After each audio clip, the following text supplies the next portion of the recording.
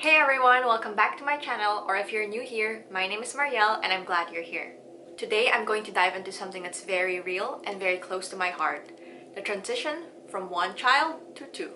If you're expecting your second child or if you're in the thick of the early days, this video is for you. I'm going to share what the shift has been really like for our family, the beautiful, the messy, and everything in between. Plus some tips that help me to stay sane for the most part. So, grab a coffee or strap in during nap time and let's talk about life with two littles.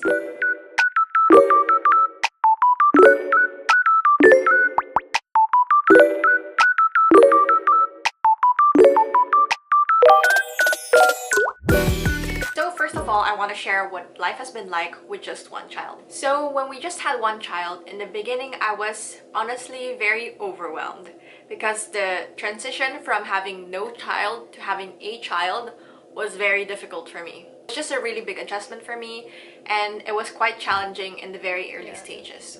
However, after the newborn phase, things started gradually getting better and better. And after a year, we had a really good routine going on, and that's when I really actually enjoyed it. Our daughter also slept through the night after a year, so it was a really big part of it because I wasn't waking up multiple times at night anymore. And when you're feeling well rested, when you're feeling good, then it really impacts a lot of other things during the day. I also, by the way, went back to maternity leave after about 6 months.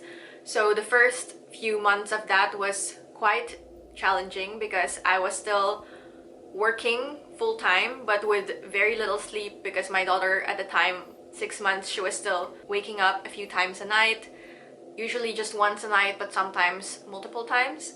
So that was quite challenging to be able to stay focused at work in the very beginning, in the first few months after coming back from maternity leave. But even if it was challenging, after some time, like a lot of things just got better and better. We were getting our groove in, we were having a routine, and it helped really solidify like what we're going to do when, and having a plan just worked really well for our family. I felt like it was easy to have one child. Since me and my husband were able to take turns, we were able to switch when we needed to do something. So for instance, one will be on the main parent duty and the other will be doing other things, may it be chores or other things for themselves. We very often, when we were both off at the same time and our child was here, we would very often split our days into two. So for instance, in the morning I would take care of our child and I would be like the main parent of that morning, and then he would go off and do chores or do other things that he likes and things like that at a time. And then in the afternoon we switch and then he is the main parent and I do other things. So it's been working out really well and we did that for the longest time, even after I was pregnant with my second already. I felt like I had a lot of time for myself. I was able to do things for myself. I was able to do chores, but also like passion projects of mine. I was able to do skincare, self-care, things that I just like doing and things that light me up. I would have to say that our child's personality has helped for sure. She's a very easygoing child. She is somebody that when you tell her no, she understands and she listens. And I know that's not the case for everyone, and so I want to just put it out there because toddlers especially can be quite, how to say, they test the boundaries and sometimes they push your buttons, and even if they don't mean to, they do things just to see how your reaction is going to be, and it's not always a positive one. So we're very lucky in that regard that our child, for the most part, not perfectly all the time 100%, but for the most part she's very, like, if you tell her something she understands and she follows. Now that she's 3 years old, it's honestly more challenging than when she was 1, but that's another story. When she was alone, I was able to really focus on taking care of her. I was very present. I even had time to make meal preps for her as well, baby-led weaning, all the research about sleep regressions, sleep, when she would take naps, it's very like much timed, it's very on cue. I had like a plan for everything. It was very organized. I had all of those down. And I was still able to keep up with appointments. I was able to still like do things for myself as well. So I find that a very easy, so to speak, time when I just had one. When we were traveling, it was also easy and fun because of just what I mentioned, her personality, how it is. And she's just a really happy child as well. And also because me and my husband can switch when needed. So when I'm lugging the strollers, for example, and other things, then he can take care of the baby or the toddler, and vice versa. So we always were able to switch whenever needed. So now let's talk about the early days with two. So an honest recap of the first few weeks, the first few months, it was carnage. Complete and utter carnage. I'm kidding. It wasn't that bad, honestly. It was chaotic the first few weeks. There was basically no routine the first few weeks because we were just figuring out things as we went. We had a bit of a plan of what we would like things to look like, of how we would like things to go, but we just kept it loose to kind of go with the flow of what needs to be done and how things are going to be like, because obviously it was new territory again. It was going back to the newborn phase, and it was a lot of adjustment having another child to take care of because we already had one. So I did feel like it was easier this time around, the newborn phase, than the first time, because the first time it was quite overwhelming for me because I had no experience of it. This time around it was much easier for me because I knew what to expect. Having a baby, having a newborn, I knew what to do. It's been 3 years since I did it, but I still remember a lot of the things that I had to do for a newborn. It was kind of like riding a bike, so it's not something that you completely forget. When you're there, you're like, oh yeah, I remember this from last time, I remember how to do these things. So that really helped because I knew what I needed to do. And I wasn't a complete beginner anymore like I was before and feeling like I might break the baby. I knew I had more confidence in myself that I could do a lot of the things. So it was very easy in that sense. What was a bit more difficult was that I didn't have as much time because, for instance, when a baby's sleeping, I wasn't able to always sleep myself because I also had a toddler that I had to take care of.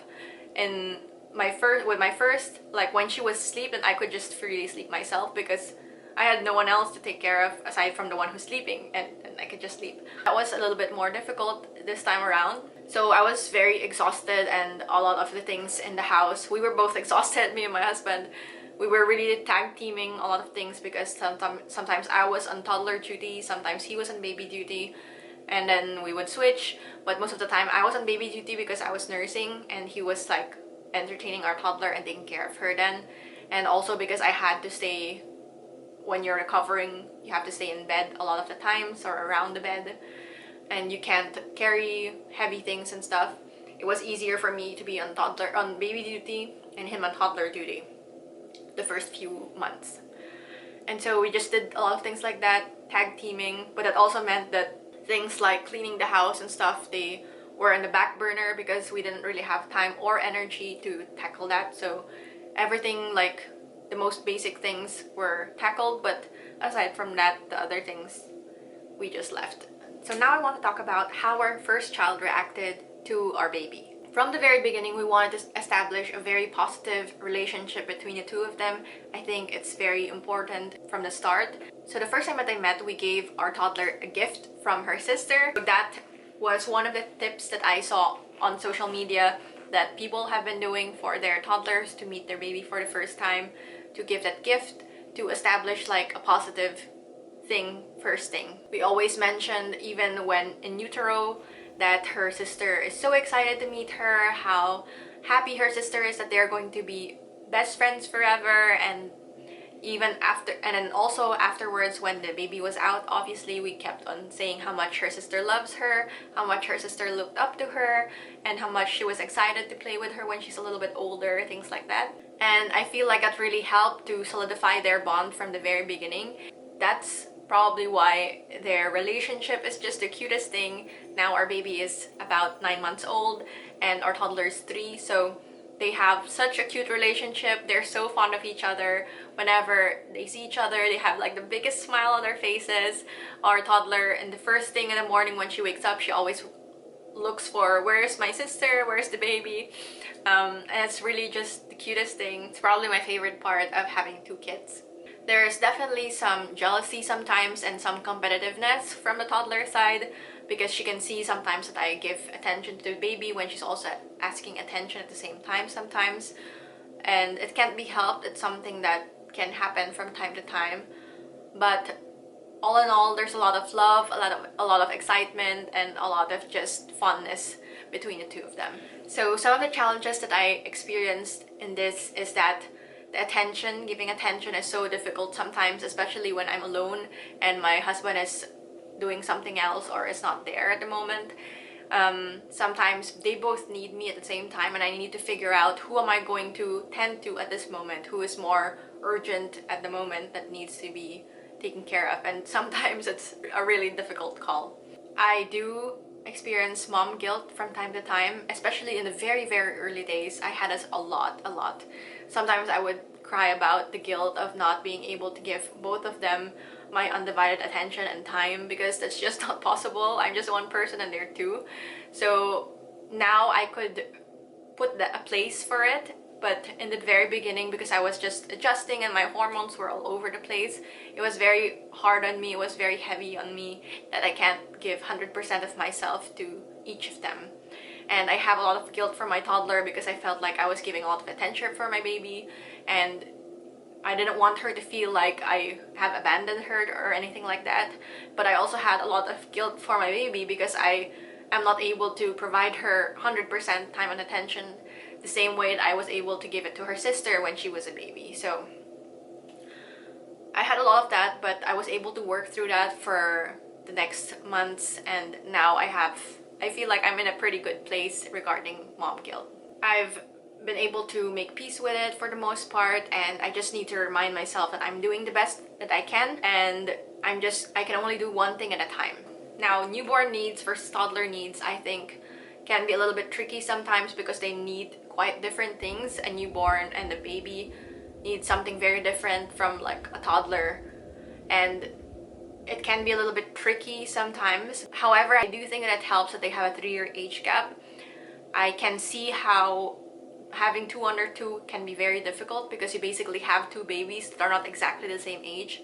But when you have a toddler and a baby, like a 3-year-old and a baby, I feel like a 3-year-old understands a lot more than, for instance, a 1-year-old or a 2-year-old can. And there are things that I could explain to her now that she processes and she understands much better than she would have had a year before or 2 years before. So I think that really helps having like this good age gap between them. I feel like having this age gap of 3 years is very ideal actually. Now I want to talk about the emotional toll versus the joy that you experience in motherhood. It's only now that I'm a mom that I realize that two things can be true at the same time, and it doesn't necessarily have to negate the other. For instance, I find motherhood very challenging. It's the hardest thing that I've ever done, but it's also the most rewarding and the most beautiful thing that I've ever done. So it can be hard, but you can also love it at the same time. I've never been more exhausted, more frustrated, and sometimes just downright lonely as a mom in motherhood. But I've also never felt so much love, gratitude, and so much pride at the same time. I do believe that nothing worth it comes easy, but it's definitely the case with being a mom. So when did things start becoming more manageable? As I mentioned earlier, after newborn phase, things just started spiraling upward from there. I feel like sleep plays a really big role in that because in the newborn phase, you're constantly getting woken up every 3 hours or sometimes even more, sometimes every hour. And then afterwards, it gets better and better. And now that she's 9 months, I only wake up once or twice a night. Sometimes when we're lucky, we can sleep through the night without any interruption, so that's always amazing. But I do believe that like after a year, she should be able to sleep pretty throughout the night, and we'll be back to having uninterrupted sleep. Once she started going to daycare as well, and I wasn't with her 24/7, things got easier, although I really did miss her when she wasn't here as well, when she wasn't with me. It did also give me a newfound appreciation for the times that she was with me. What helped me get through the rougher patches, I think, this time around was much easier because it was my second, and I already experienced it the first time, and I knew that things are just temporary. I know that even if at the moment I'm struggling, I'm in a survival mode, that things are just going to get better from here. And you know, it's always up and down, and there's always times when it's really, really great, and then there's times when it's really, really bad. And so nothing lasts forever, and so even when you're in a really rough time, I knew that it's not something that will continue happening for a long time. And things just ebb and flow in motherhood. It's something that I've learned already from our first child. I remember being very terrified the first week, the first day that my husband was going back from paternity leave, because he was with us for like a month, for the first month. And it was really a team effort. He was really helping a lot, and I know that not all husbands do this, and I'm very, very grateful to have an equal partner, because we really did tackle things like a team. And I'm very proud of our teamwork and how we handled it, especially this time around. So when he had to go back to work, I felt like all the tasks suddenly fell back to me, and it was like double of what I was currently doing. So it was a really big adjustment to try to get everything done while he was working. So he did still help as much as he could, but especially on days that he needed to be in the office, it was difficult, because then he had to leave early, and then by the time that he's back, it was dinner time and stuff like that. So I had to make a lot of adjustments, and I had to make a plan for myself, and it was really challenging. But the more that I did it, the more confident I became in my abilities to parent both kids when my husband was away, and the more I was able to establish a routine and a plan to make things work out for us. That's what moms do, right? Like, even if you feel like we just can't anymore, we just do, because there's no other option. And then the more we do it, the better it becomes, the easier it becomes. Now let's get into tips that I have to go from one child to two. The first is to prep your firstborn.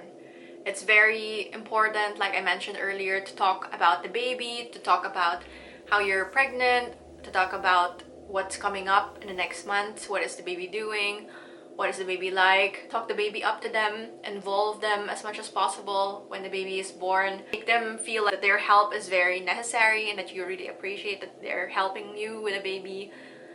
They really like that. Toddlers really love to help as much as they could. So even small things like, can you hand me the diaper, or can you hand me the muslin cloth, they really enjoy doing that. So just involve them and prep them as much as possible. Next is to prepare everything else.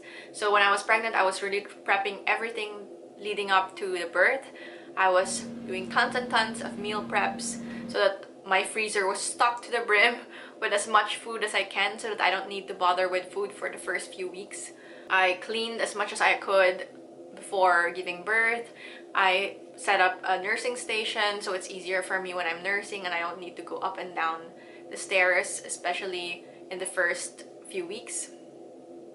And that really helped me, especially the food. The third is to lower expectations. First few weeks, even the first few months, are going to be rough.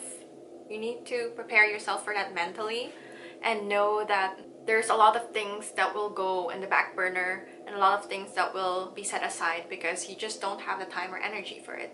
So just make sure that you lower expectations, especially for yourself, for chores, for keeping the house clean. Those things are secondary. The most important things are that you're able to take care of your baby and yourself as much as you can, and to be able to recover as much as possible. Next is to create one-on-one time.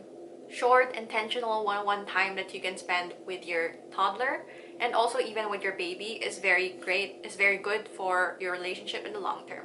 Next is to make sure to ask for help. Ask help from your partner, from your friends, from your family. Don't be afraid to ask for help when you need it. Another one is to get social.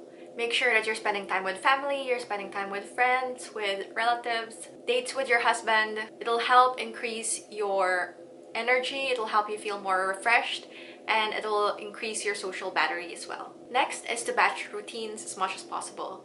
So think combined baths, combined bedtime stories. So when I was able to, I started taking baths together with my toddler, and it also counted as our one-on-one time as well. And she loved that. She felt like she was able to have some playtime and some one-on-one time with me. I was able to give her a bath and give myself a bath as well, which when you know you've been in the newborn trenches, it can be sometimes difficult to remember when did I last have my bath. So it was a great way to be able to do that regularly as well. And it really gets easier with time. The more that you do things, the more routines that you have, and the easier things just get, and the more things go with the flow after some time. Next is to use baby wearing when you need to get things done or when you need to multitask. So I definitely use baby wearing very much during the early days. It's so amazing. I highly recommend this to everybody, and until now I still do it sometimes. It's a great way to feel still connected to your baby, that you're still able to give that comfort to your baby while you're still being able to do other things like cooking or doing some light chores and just being mobile, or maybe even playing with your toddler at the same time. And the last tip that I have is to remember that it's all a phase.